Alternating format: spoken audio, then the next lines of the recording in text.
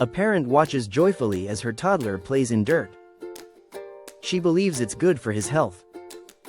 She even sends stool samples away for analysis. Each kit costs $249. She's not alone. A booming industry targets parents with a pressing question: does gut bacteria shape a child's lifelong health? Research says it might. But the industry insists: buy our products. The truth lies somewhere in the middle. Your gut hosts trillions of microorganisms, bacteria, fungi, viruses, and more. Collectively, they form the microbiome. In adults, this ecosystem connects to various health outcomes. Studies link microbiome disruption to diseases like diabetes, obesity, mental health issues, and some cancers. These links are associations, not outright causes. Yet, they inform research on chronic diseases. Crucially, this ecosystem begins forming early. The first 1,000 days of life, from birth to age 3, are vital. This is when the microbiome's rapid development takes place. During these years, the immune system and metabolic processes develop. The microbiome plays a central role in this programming. Justin Sonnenburg, a Stanford microbiology professor, states, "The microbiome is malleable early in life. Disrupting it may set a lifelong biological path." Recently, scientists have noticed shifts in how infants form their microbiomes. A 2024 study in Nature Communications tracked nearly 1,000 infants. It identified 5 developmental trajectories.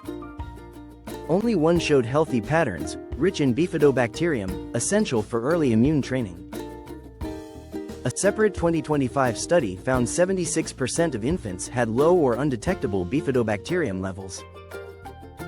They were 3 times more likely to develop allergies or asthma by age 2. What's causing this decline? 3 key factors emerge. First, the rise in C-section deliveries. Vaginal births transfer the mother's beneficial bacteria to the infant. Babies born by C-section miss this vital exposure. A Lancet Microbe study found that vaginally born infants had lower respiratory infection rates afterward, linked to different initial bacterial compositions.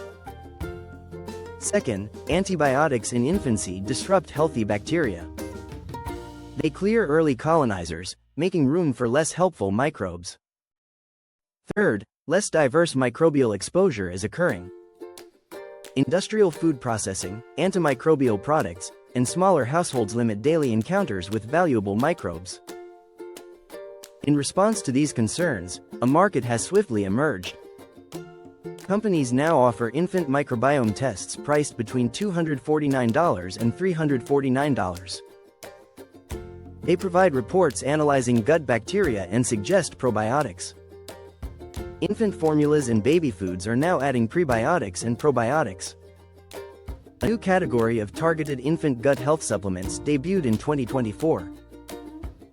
Sales of children's digestive health supplements reached about $59 million in early 2025. Probiotic-enhanced baby foods are currently outselling others. The emotional pitch to parents is powerful. If the microbiome influences long-term health, act urgently.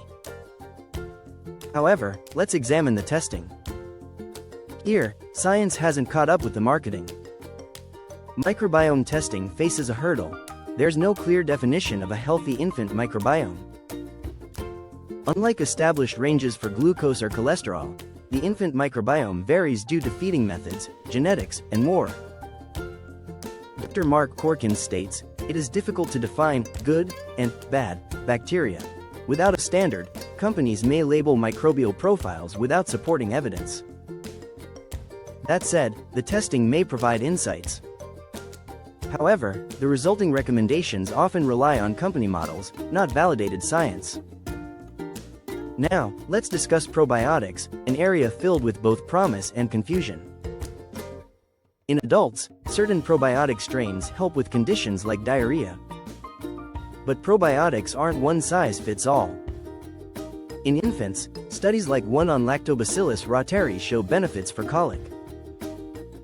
Bifidobacterium infantis is crucial for immune development, but research highlights a concerning trend. One significant study revealed that probiotics given to healthy infants didn't impact long-term immune function. For healthy-term infants, probiotics might not be very effective. However, they may aid infants who received antibiotics or were born by C-section. Caution is warranted. In 2023, the FDA alerted about probiotic risks for premature infants, linking products to sepsis. Currently, no probiotics are FDA approved for any infant population. The most proven intervention? Breastfeeding. Breast milk is a complex living system that enriches the infant microbiome. It contains live bacteria and oligosaccharides that nourish beneficial bacteria. Studies indicate that breastfed infants show higher Bifidobacterium levels compared to formula-fed ones. For C-section-born infants, breastfeeding is essential to offset missing microbial exposure.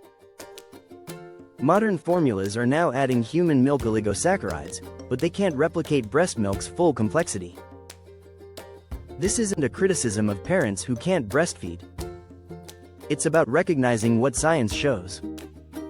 Now, about that dirt pile. Exposure to a diverse microbial world is significant. The hygiene hypothesis suggests reduced microbial exposure contributes to rising allergy and autoimmune rates. Children raised on farms have lower allergy rates. Kids with pets show increased microbial diversity. Outdoor play and contact with nature help train the immune system. One study showed infants with low Bifidobacterium levels were 3 times more likely to develop immune-related conditions. Letting kids play outdoors or get a bit dirty can support their health. So, what should parents actually do? Breastfeed if you can. This intervention is well supported by research. Limit unnecessary antibiotics. Use them only when needed. They disrupt early microbial colonization. If your baby was born by C-section, prioritize breastfeeding even more. Consult your pediatrician about probiotics, but don't rely on them for all healthy infants. Encourage diverse environmental exposure. Let children play outside and interact with others. Introduce a variety of foods early on. Dietary diversity encourages microbiome diversity. Be cautious about buying into the gut health market. Consult a pediatrician for guidance. Keep in mind, testing may not provide definitive answers due to unclear scientific definitions. A genuine scientific narrative exists here. The infant gut microbiome is crucial. Research on early microbial colonization is growing stronger with time.